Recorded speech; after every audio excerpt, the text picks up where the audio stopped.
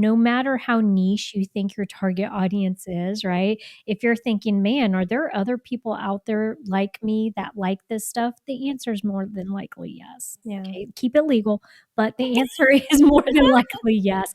Hey everyone, welcome to the S.O.B Marketing Podcast, where we celebrate the S.O.B that you are, and if you haven't figured it out yet, we mean small-owned business. We don't mean S.O.B. Listen, we know that as a small business owner, you are working hard on the daily to keep your business fully operational while trying to promote it. And while some days it may feel like the business is owning you, if we're being honest with each other, I bet you would admit that you wouldn't give up the insanity for anything. Our commitment here at the S.O.B Marketing Podcast is to give you the real talk, what works when it comes to advertising, marketing, promoting your business, and then what doesn't really work. And Chelsea and I promise to always keep the conversation real. Hey everybody, and welcome back to the S.O.B Marketing Podcast. S.O.B as in small-owned business. We would never call you guys names. Before we get started, thank you so much for listening. I would thank you even more if you left a review. Please, please, please. It helps us get in front of other small business owners, and we are all about sharing the marketing knowledge. Also, if you have a topic you want us to talk about, please let us know. You can email us at help@theseasonmarketer.com. You can send us a DM. You could leave it in the comment section. Whatever you want to do. The S.O.B Marketing Podcast is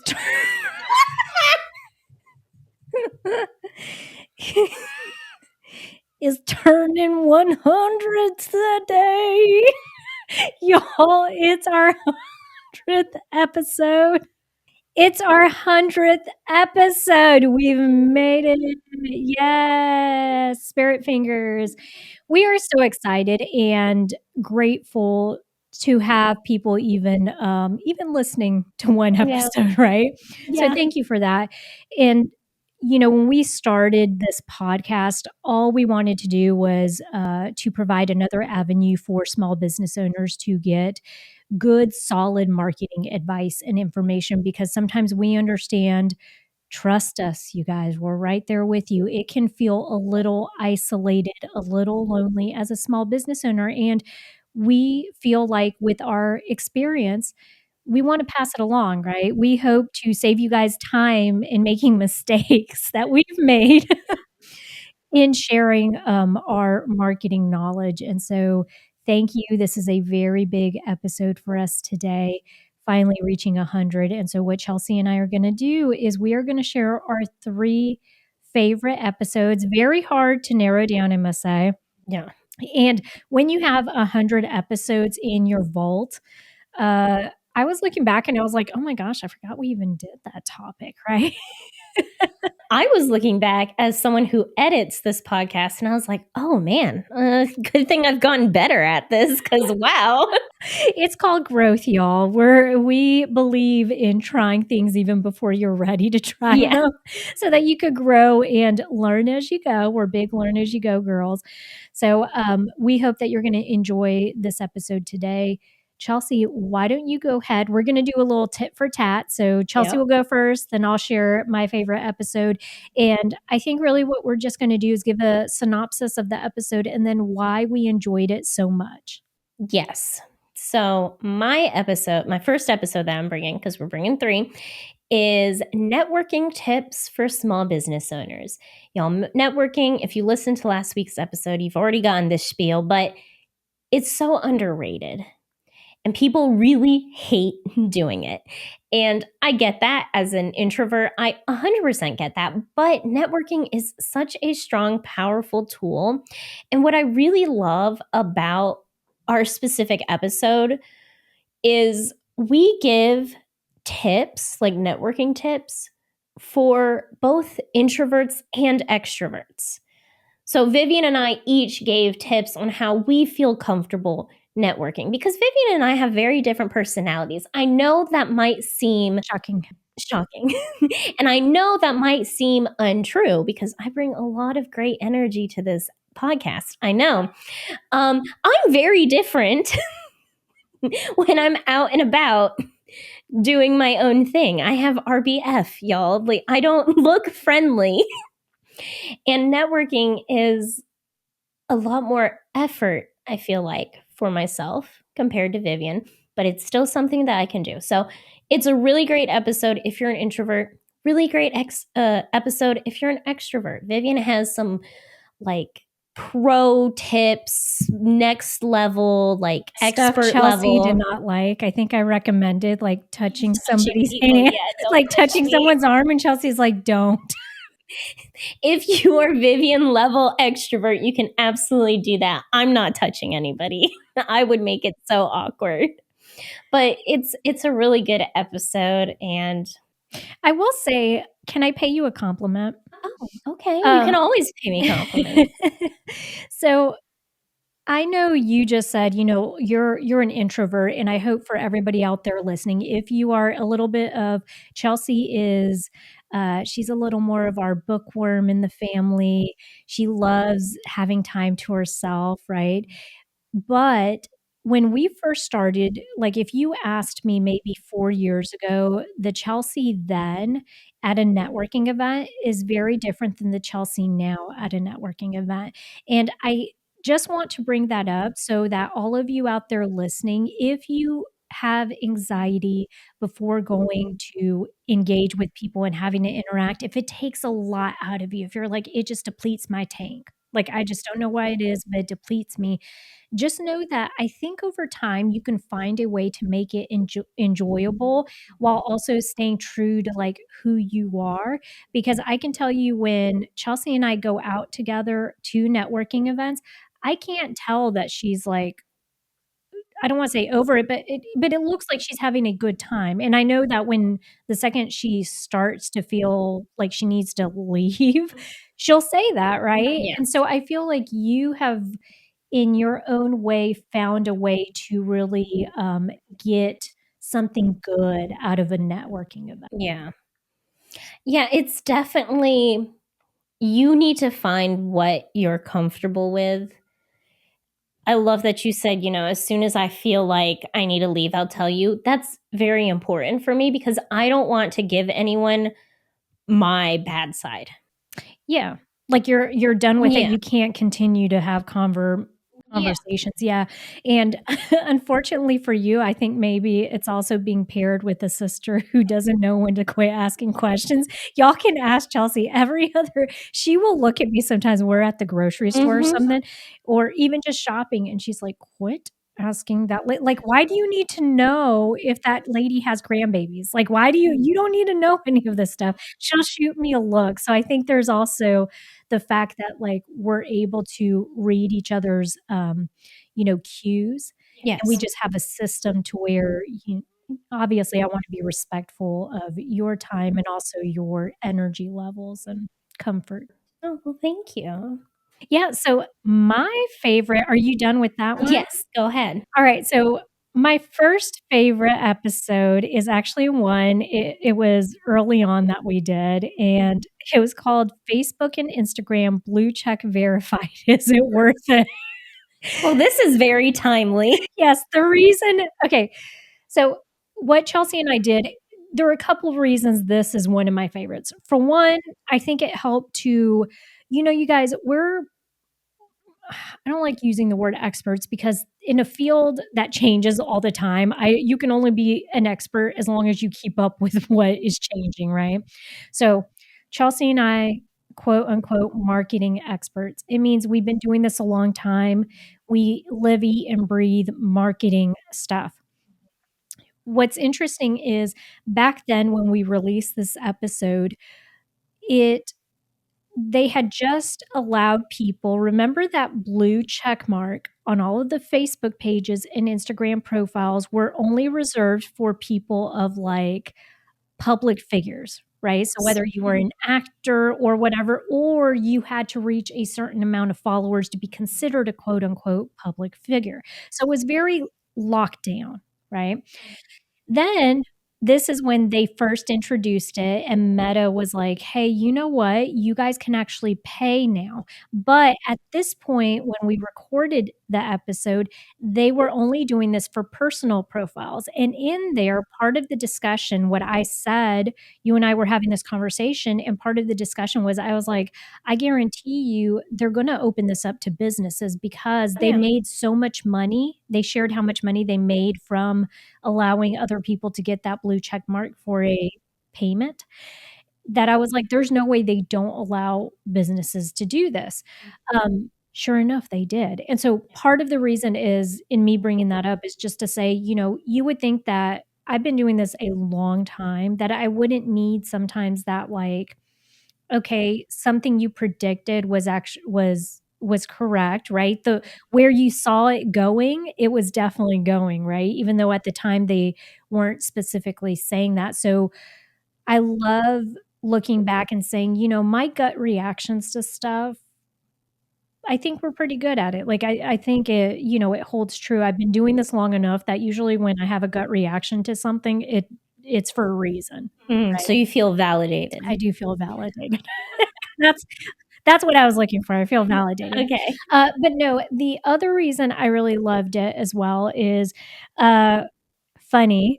You and I were talking about how I have this, like, weird hang up with, like, giving part of the thing to get blue check mark verified is you had to scan in your driver's license, and Yes. I was like, "I ain't gonna be doing that, blah, blah, blah." I don't like, giving whatever people my personal information, and Okay. then you said and then I brought up a question, I was like, "What about these bans?" Right? Like, are they you have to upload an ID, but it's not your band name, right? So how are they gonna go about doing this? And I think we suggested at that point that if my band name was Bitty Bitty Bum Bum, I had to go get a driver's license under Change your legal name to Bitty Bitty Bitty Bitty Bum Bum Bum. Bum. Okay, yeah. So I love that we were being silly even in that conversation early on. And then lastly, and probably even more importantly, part of the reason it's my favorite is because Chelsea and I, we could do a follow-up to this episode because Chelsea and I wanted to We try should do a follow-up. we will do a follow-up. Yeah. We wanted to try because we believe in, what we're recommending to y'all as small business owners because we're small business owners too. We believe in trying the things first before we bring you like, yes, it's true value or whatever. And so Basically, we wanted to test it first before we we recommend said, it. "Hey, small business owners, you should try this." And we had small business owners that were asking us, "Hey, should we go ahead and become Meta verified?" Yeah, and we can tell you our should I give it away? Our Yeah, go ahead. okay, Give a little our little response bits. to that would be "Hail to the no," okay? Because they they are just not giving you what they tell you they're gonna give you Yeah. to promote your profile, and so we'll do a whole episode on that, so if you have not hit subscribe, and if you are not following this podcast, please do so right now. We're gonna put that on the docket, just to talk about our experience with being Meta verified, and Yeah. I can tell you it'll be a good episode to listen to, especially if you've been thinking about doing this. Wait for that episode to come out first before you spend any money on it. Oh, absolutely, 'cause it was, quite the experience. Yeah, we'll just say that. Yeah. So, my next favorite episode is going to be lead magnets and marketing, what they are and how to make them. Because I feel like sometimes we forget that small business owners forget that they have things of value, that they know things, that they have information they can share, and you can use that to your advantage. Lead magnets are really helpful with building email lists, another thing that we preach all the time and is really important for creating your own community that's not controlled by someone else's platform, right? We're looking at you, TikTok. But we I'm just saying, if you convert your in the room followers, and I just didn't know. yes, Okay. they're on our phones. They can hear us. Listen, TikTok, you hear Yeah, that? they hear us. But my point is, if TikTok goes dark, at least you have those followers on an email list so you can still connect with them. I also love in that episode, we give some really great examples of popular lead magnets and how to go about creating ones that work for your target audience. And we talk a little bit about segmenting your target audience, which really important. And I didn't re-listen to the episode fully because I don't like listening to my own voice. It's uncomfy for me. And I already have to edit these episodes, so I already listen to my own voice enough. But I believe we also talk about quizzes. And I also believe we have an entire episode on quizzes We do. for lead magnets. Yeah. So quizzes, also amazing lead magnets. I love this specific episode because I feel like it's jam-packed with really great information that can help small business owners. I mean, all of our episodes are jam-packed with great information, but I think it's a good episode. It's a heavy hitter. It's a heavy hitter, yeah. Well, and I think out of everything you just described, because I was starting to remember what that episode was about, the key there Lead is magnets, I just well, told no, you. I know what I'm saying though. It's like the fact that sometimes you do need a reminder that you have something valuable to share. And even though, because what happens is we become so blindsided in our day to day stuff. And I'm talking to you, small business owner, because I know you're doing it right now. You're trying to do two things at once, multitask, listening to this, doing something else. And then you're probably thinking, what's next on your to do list, right? Because you are so ingrained in what you're doing day to day, I think if you're not looking up and saying like, "Oh, hey, you know what? I'm a bakery and I know how to make, bread from scratch, and that's something I could teach. That's something I could put down. I could do a shopping list of items you need to make your own homemade bread.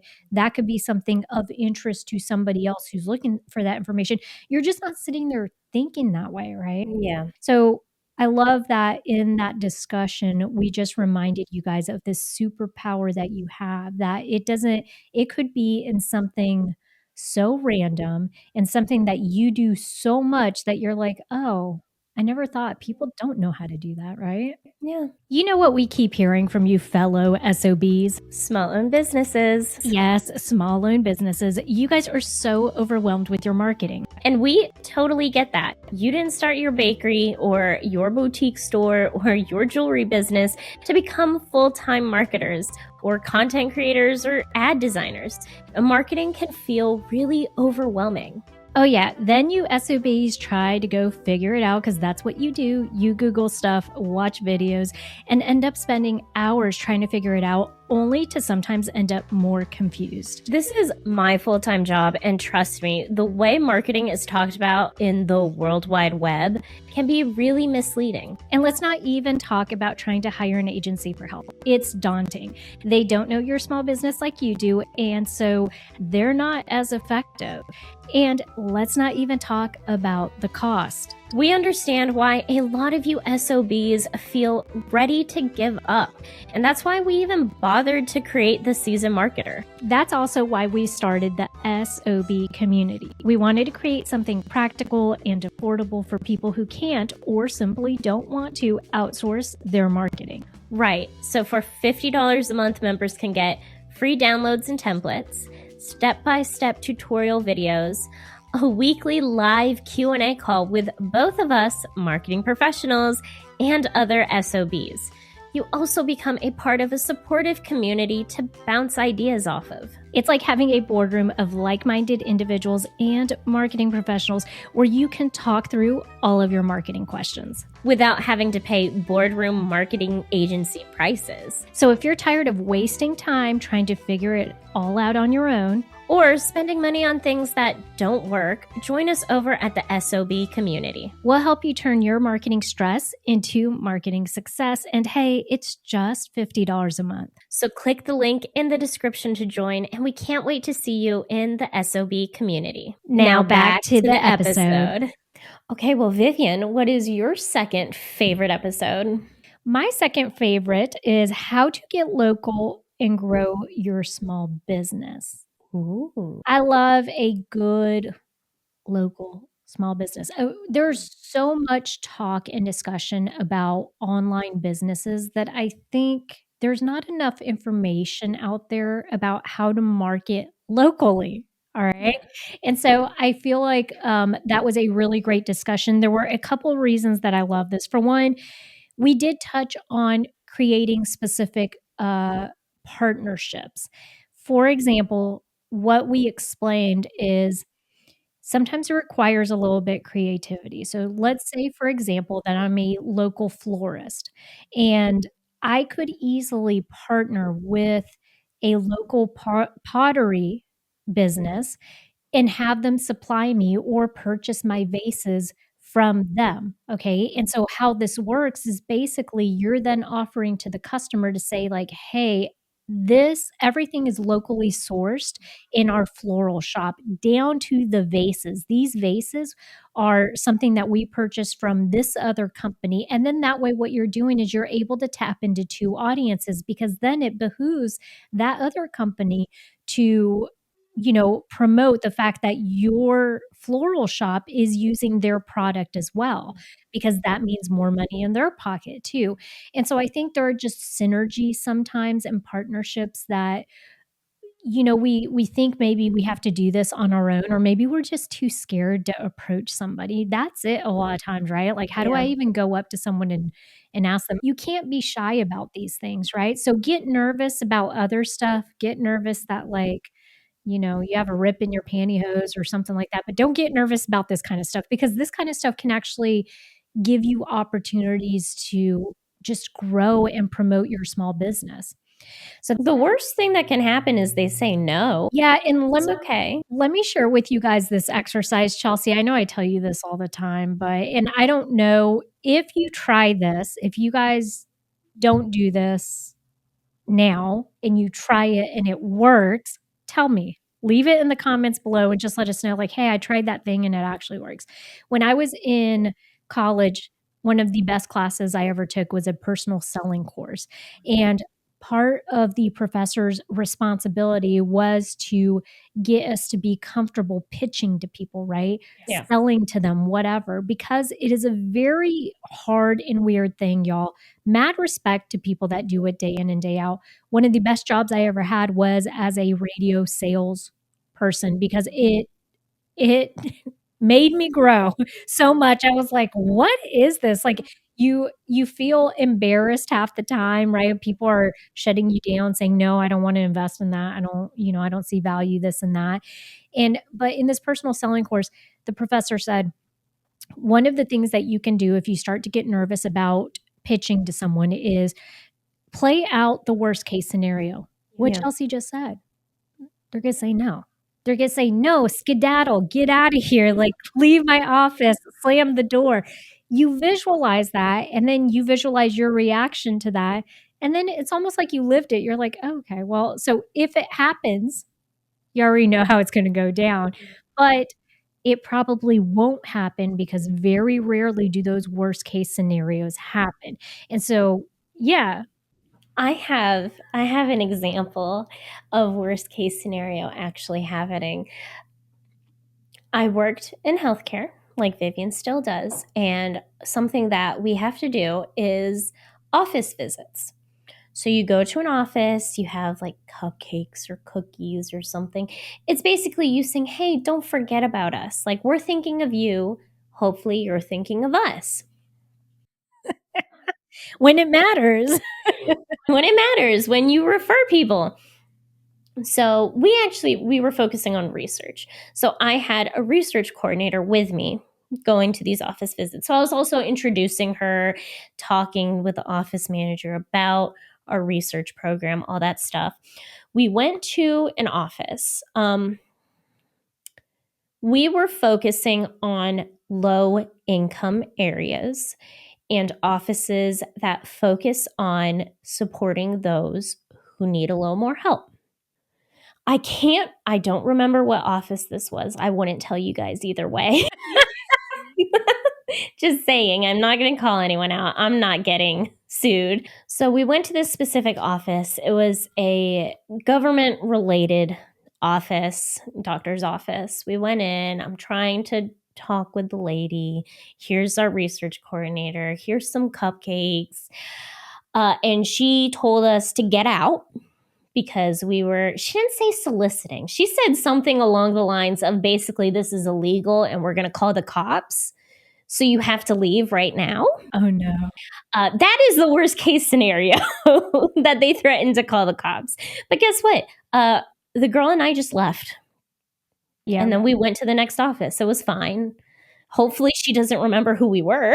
Yeah. So worst case scenario for sure, getting told to leave, right? To Yeah. exit. Yeah. But I have found for me, it works tremendously. Even if, I mean, you can use this in everyday life. You know, when you start to have anxiety over something and you kind of do that, it's like, okay, well, then I'm not as anxious anymore over it. Yeah. Can I just say this happened one time out of the hundreds of times that I did office visits, okay? Like that, people don't usually threaten to call the cops Yeah, on you. for sure. So that was part of the reason that I really loved this specific conversation that we had. And then on top of it, we also in that episode that how to grow your local business or how to get local to grow your small business, we also introduced community events. So we talked about Y'all Mart, and the fun thing in there was Chelsea blasted a picture of her plague doctor on there, which can I just tell y'all, I know I'm the older sister. I should know what a plague doctor was. I didn't know what it was until she explained it to me and she showed me this picture. So Mm-hmm. little sis teaching me new things all the time. But the reason we brought up Y'all Mart, it's a very specific community event in Columbia, South Carolina that is geared towards vendors who sell oddities. And I think it's unlike any other event that we have. And so one of those discussions in there was talking about how no matter how niche you think your target audience is, right? If you're thinking, man, are there other people out there like me that like this stuff? The answer is more than likely yes. Yeah. Okay, keep it legal, but the answer is more than likely yes. So I love that we were able to touch on a couple different things there in saying, like, hey, you can grow and promote your business by doing X, Y, and Z. And it's also a great way to find community. Yes. It's so funny that we end on that note because my final favorite episode is picking the right vendor market as a small business. Goes hand in With hand. I know, with our special guest, Ray, the design demon. That's one of the key reasons that it's one of my favorite episodes. First off, I have to be honest. I love Ray. She is now a great friend of mine. So having her on the podcast was wonderful. Also, Ray has so much experience with vendor markets that it was wonderful to be able to pick her brain and to get her opinions and her thoughts on all of the questions that we had for specifically for picking the right market. So, full disclosure, Ray is the design demon. She also runs a very popular market here in Super Charleston. popular, you guys. Super Very popular. popular, called the Feminist Magic Market. So, love this episode also because we got an insider look on how vendor markets operate, which was also amazing. So go listen to that episode if you haven't, if you are a small business that's considering getting into craft fairs and markets and stuff like that, because not only do you get the perspective of the design demon picking out markets that are worth her time and how she does it. But you also get the behind the scenes, how she picks what vendors get to be in the feminist magic market and what she looks at when she's looking through the applications. That's a really great one because the perspective, very rarely do you get somebody who has the perspective of kind of like behind the curtain and then also the front facing part of it. That was really great conversation. I love it because she's also always open and transparent with us as far as Yes. exactly what her thoughts are on things. And it's nice to know that small business owners want nothing more than to help other small business owners succeed. And part of that conversation, if I remember correctly, Chelsea, was she was talking about everything that as a owner of a market she does to try to promote the event because she knows for a fact that if it's not a good sales day for that small business owner, they likely won't be back. Yeah. And so, if anything, I think it's a true testament to what she's done with the event because she has a long list of people that always want to participate, and it seems like that list grows year after year, and she Yeah. even, I think now she has kind of like a it's not a scholarship program, maybe it's a scholarship It's a program. scholarship program. Yeah, Mhm. where if you're a small business and let's say you're just getting started, you don't have the funds right now, there are probably she has requirements outlined, and there's an application process, and then there's decision making on their end on who gets it, but there are a few spots where she'll actually allow small business owners to come in and get their feet wet with it so that they can start doing this market circuit, but it's great to see people out there helping each other out, and kind of once they figure it out, they're like, "Ooh, we wanna share this." Like, "Hey, by the way, y'all, don't make these mistakes, like, here's stuff to consider, before you start to engage in this." Yeah. And I also just love whenever we have guests on the podcast. It's, small business owners, you sometimes forget that you know things. Like you've gotten experience. You've maybe stumbled and now you want to share that knowledge and say, hey, don't do this because I did this and it was a good Well, idea. and can we also just bring up the fact that we understand that you are a small business owner in your own right. You didn't sign up to be a podcaster, okay? I get that. So anytime we approach someone and they say yes to being on the podcast, I do a little happy dance because I'm like, "Good." I don't know if sometimes it could be their first podcast, that they've ever done, or it could be the 20th or, 50th. And so the comfort level is different for every one of these interviews that we do. Just a few people that we've had on here as guests. We've had Rob from Black Circle Records. He owns a vinyl record store in Somerville, South Carolina. We've had Haley on here from Cork and Fizz, who does like an online community and just, teaching people about wine, getting their comfort level there. And who else, Chelsea, have we had on? We've had Jesse from Southern That was Curiosity. also one of my favorites. That was Yes. a great I mean, not very many times do you get to interview a, what do you call it? Exotic taxidermist, right? I'm pretty sure you said that correctly. You just enunciated that Okay, well, weird. enunciate it correctly for me then. Taxidermist? Yeah, definitely not Taxidermist? it's not a Taxidermist? taxidermist, it's a That's what taxidermist. you said. I know, I'm admitting I said it incorrectly. Okay. Thank you. Who else? Oh, we've had go ahead. We've had Bray Yes. from Sweet Rose Waxing Company. Yep. And we hope to have some really great interviews coming up here in 2025. So please, you guys just stay tuned. We're going to have some good discussions. We know there's value in, yes, we can share marketing information. We are also small business owners, so we have that under our hat. But we don't have all the knowledge out there. And so when Yeah. we see people doing something that is so cool and so right and growing their audience and their following and being, great at sales and all this stuff, we want to bring them on here to talk about it themselves because that should be a big feather in their cap. Yeah. Big feather in their cap? Yeah, you know what a feather in the cap is? I've never heard that. Well, I've heard of like Yankee Doodle, but like not. I'm Googling it right now. I just double checked to be sure I was not correct. That is a correct expression, feather in your cap. It's probably just a little old and you're unfamiliar, but it is an achievement or honor that someone can be proud of in case we have any super young listeners out there that have never heard the phrase You think feather I'm in your super young? feather in Thank your you. cap. Thank you. I am super young. Before Vivian goes into her last one, your last episode, I just want to let you guys know, if you're a small business owner who's getting into craft fairs, vendor markets, and that sort of thing, and you want more information, we have multiple podcast episodes. We have free downloads that you can look at.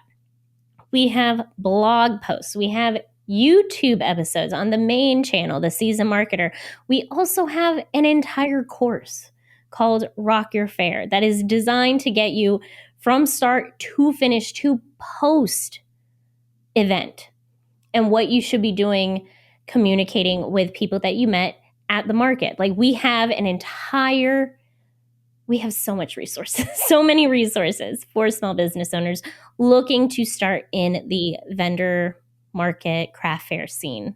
Yeah, and if you guys need any help as to which resources might be the most useful right now, you can always ping us. So Yeah. send us an email at help@theseasonmarketer.com and we'll respond back.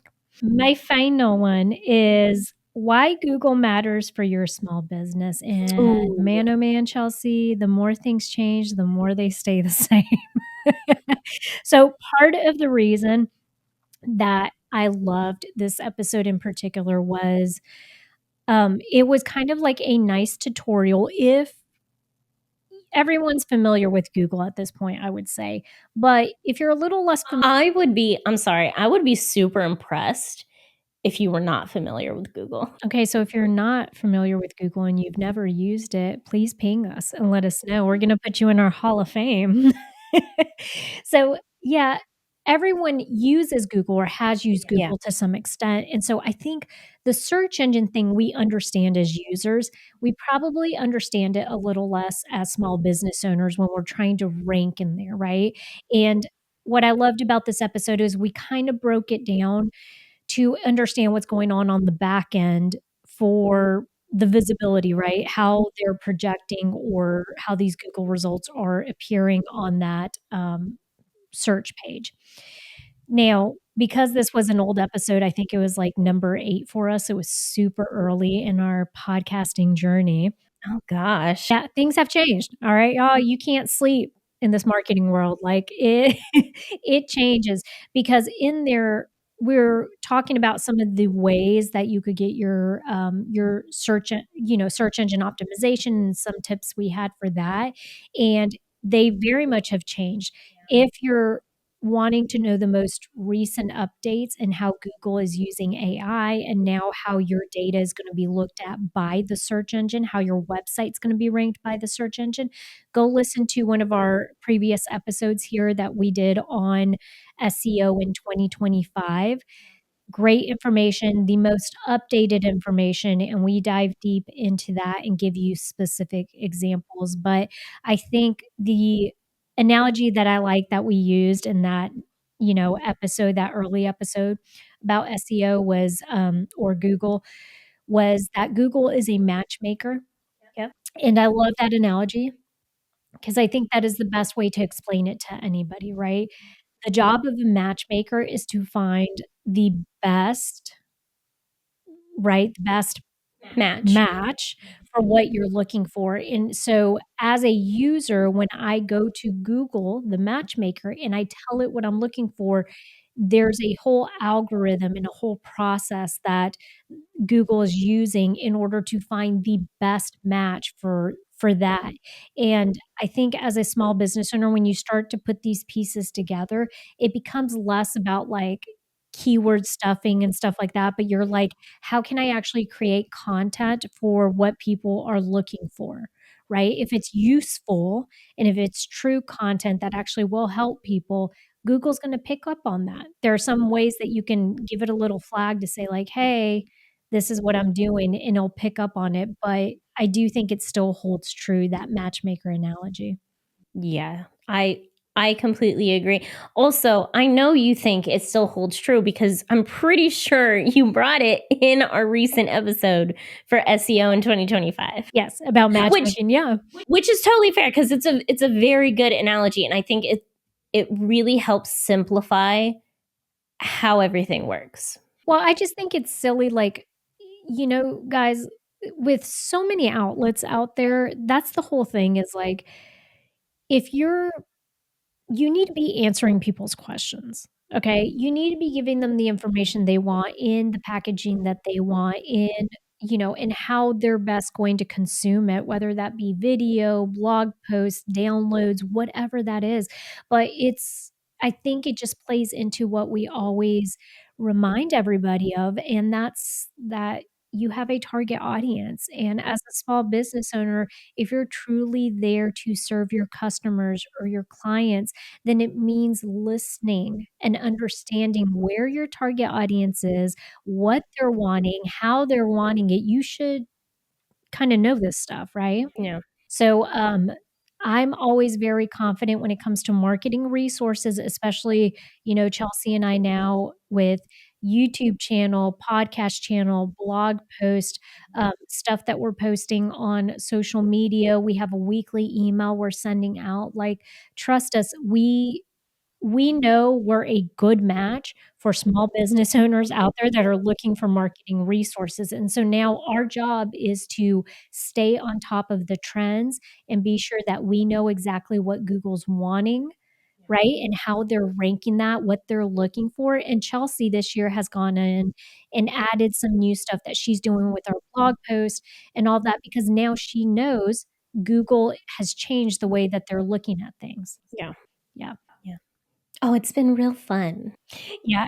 So But very important. Can I just say, if you go listen to SEO in 2025 and we talk about updating your website, I know that I just said, ugh, it's not fun. It's not, but it's very important. So and hey, if you can have an attitude about it, but you still need to do it. I mean, I will say approach everything with joy, be joyful about it, but sure, go ahead and have an attitude about it, a little spicy over there.